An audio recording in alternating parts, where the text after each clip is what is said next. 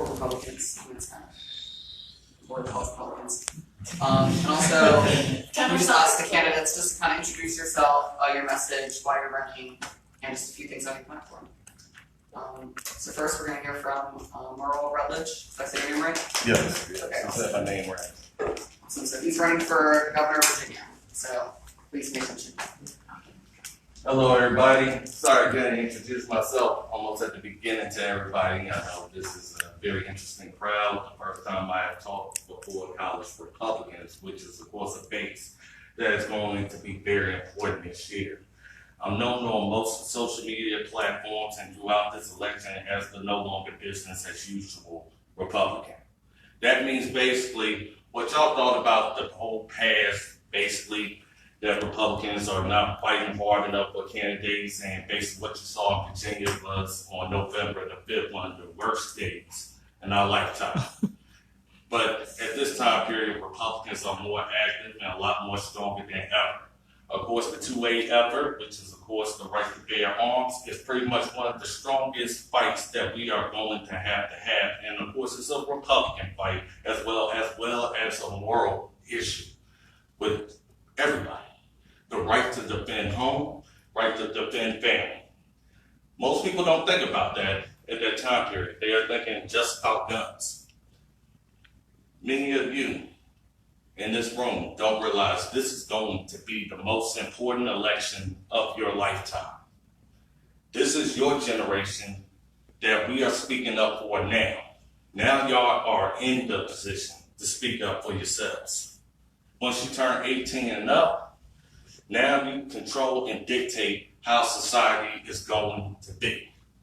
Now, I could be pro-guns, pro-life. I could go ahead and just flip my guns all over the place and basically just tell you things is going to be better just by electing me. I'm trying to tell everybody, pay attention to every single candidate, no matter who they are and what they represent. Their records, what they stand for, what fights they've been in before they got into office, and the fights that they've been in after they got into office. Some people believe that you have to be a public official, be elected, in order for you to have a strong stand in what goes on in your government. I can tell you, I've been fighting at the local level and the state level before I ever even decided to get into politics. A lot of issues that I face throughout many communities, a lot of people say it's the black community or it's the rich community, try to label it off. I look at everybody in this room as brothers and sisters in the Republican Party. That's how you should look at each other. No longer about race, but about the fact that y'all are in this for the same cause. Y'all believe in the strong family bond, basically protecting life. But so many people don't understand that fight. Why are we protecting life? Each and every one of you are sitting here today because somebody, I wish I could say this phrase that I normally use online, cared enough to make sure you got into this world and gave you a chance to have the opportunity to be here. They sacrificed. And some of them didn't even expect to be able to take care of it. Now look at you now, representative of what is best in America.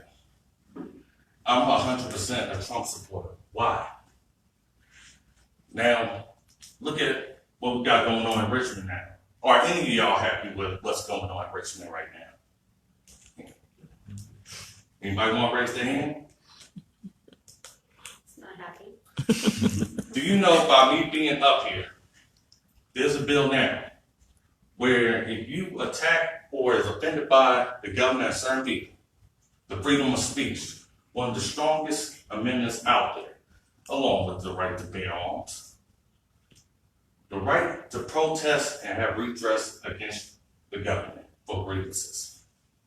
Now they want to try to make you a felon just for me standing up here and saying anything about the government, anything about certain public officials.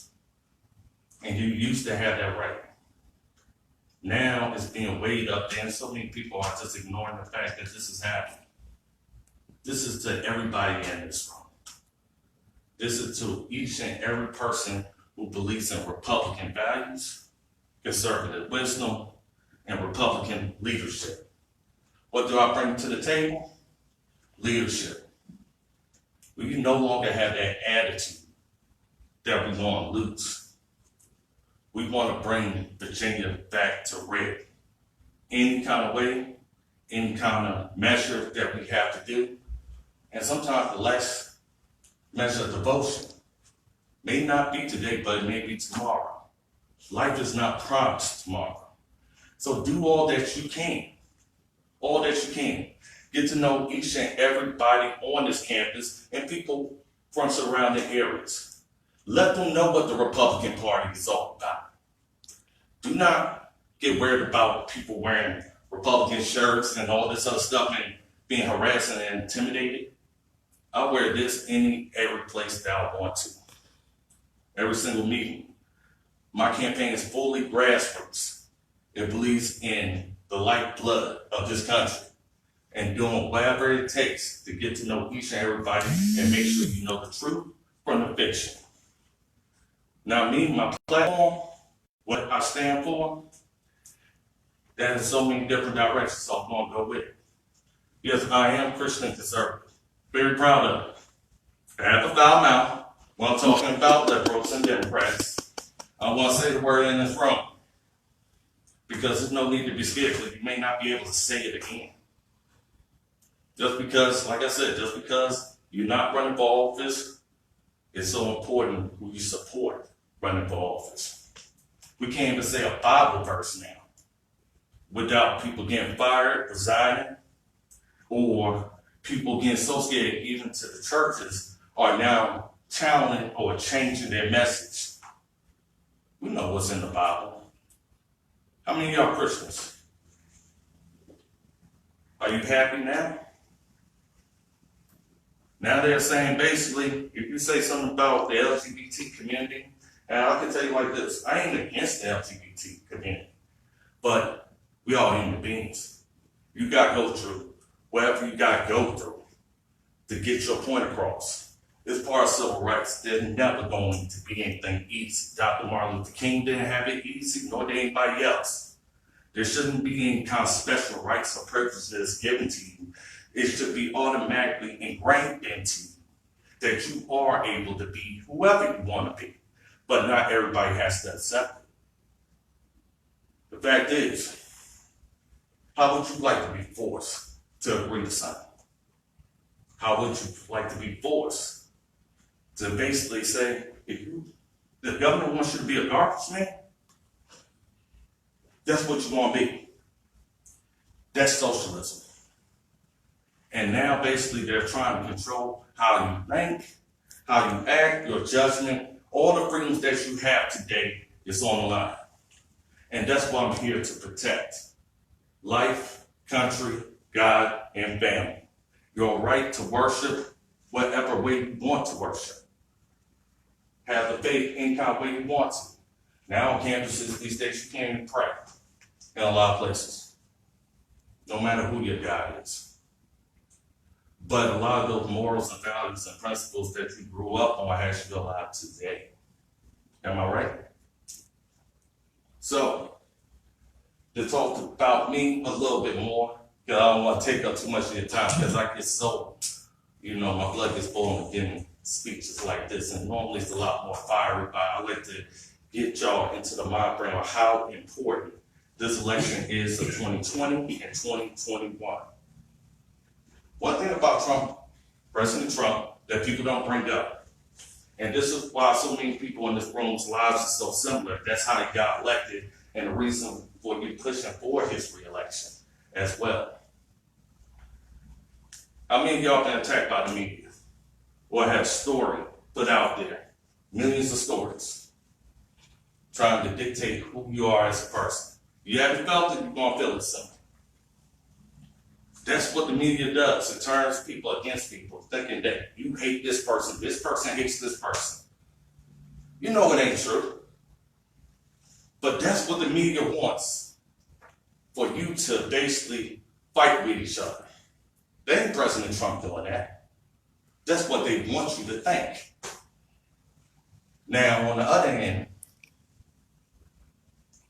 he said some statements that was outlined. How many of y'all have made statements in the locker room or somewhere else in the past. You don't, doesn't mean you believe it today. You grow up, you mature. A lot of people in this room don't realize I used to be Democrat. Used to be. I made my own mind up based off the facts. And President Trump is probably one of the leading factors why I changed from the Democratic Party to the Republican Party. I was generational. My family believed, oh, you're a Democrat because of the color of your skin, all the way down the line. That stops you from thinking for yourself about who you really are, your political party. Your issues that you deal with life will control and dictate who you support in the party that you're in. Because parties change just like over time. We got Democrats on the extreme left, we got Republicans on the extreme right, and in the middle. This is where it's at here, in college campuses. Y'all will be the deciding vote for the election in Virginia. Any one of y'all here for 6 months, live here for 6 months, will have a choice to decide where leadership goes today. My role as a leader is to help other candidates. My race is into 2021, but I'm still here fighting. Doesn't matter the crowd, whether the numbers or whatever, that's what you gotta do by any means necessary. It ain't about the color of your skin no more. You tell somebody trying to bring up a race issue with you, oh, we ain't gonna discuss that part. Let's discuss who you are, what you're about. A lot of times, you gotta have a conversation with people in the room that was Democrats. Most of the time, when I ask somebody, why are you Democrat? They can't give me an answer. They just basically just say, I'm just Democrat because that's why I think I should be. And when you start bringing up what the Republican Party stands for, that's a new Republican in this party. They can see crap too. That's what we got. We got crap in Richmond. We got now in Richmond politicians, career politicians. Do they care about us? Some of them do. Some of them want to do the right thing. I'm not a career politician. I'm not even a politician. I don't even connect with that phrase. That's me being a car salesman and selling y'all liquor. That's what it means. I could get up to Richmond and sell out just like anybody else. Doesn't matter what you look like or who you are. A lot of y'all have supported campaigns where the person went into office and didn't do anything that they said they was going to do. They didn't have a history before, but they looked good in the suit, looked good in the tie, smiled real nice. And then after the election was over, they knocked it back on your door. What does your face look like? I did all that work for you, and you didn't show me nothing. No counter promise, made promises kept. Hasn't Trump been doing that? But they still tear him down, right? They still tear him down because they don't want to see that. They don't even want to hear the message about the criminal justice reform, where 3,100 people, not just black, which a lot of people like to say, that's how quickly they try to throw the race card. You won't hear me throw the race card out there. I don't need to. Everybody here, like I said, is brothers and sisters in a Republican Party, and that's how you treat it. Because how you carry yourself, that sets the tone. That's what it's all about. Don't feel like being different is gonna hurt you.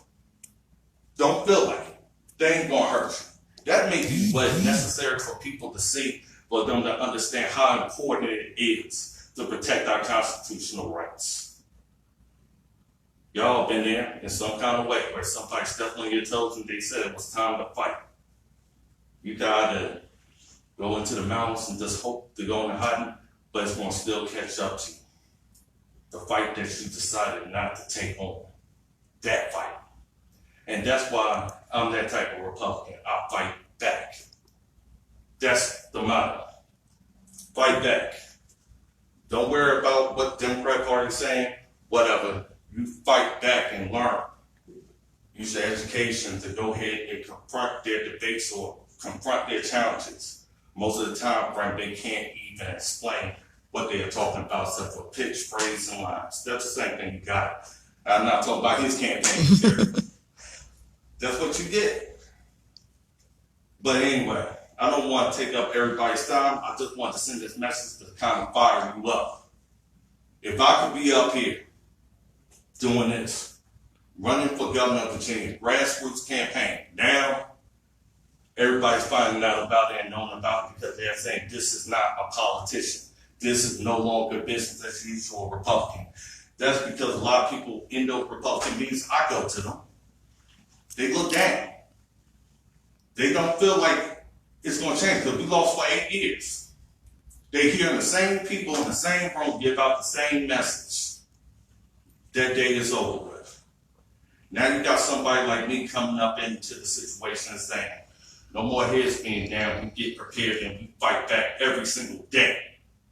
Every single day. Is there somebody you haven't spoke to about being a Republican on this campus? You talk to them.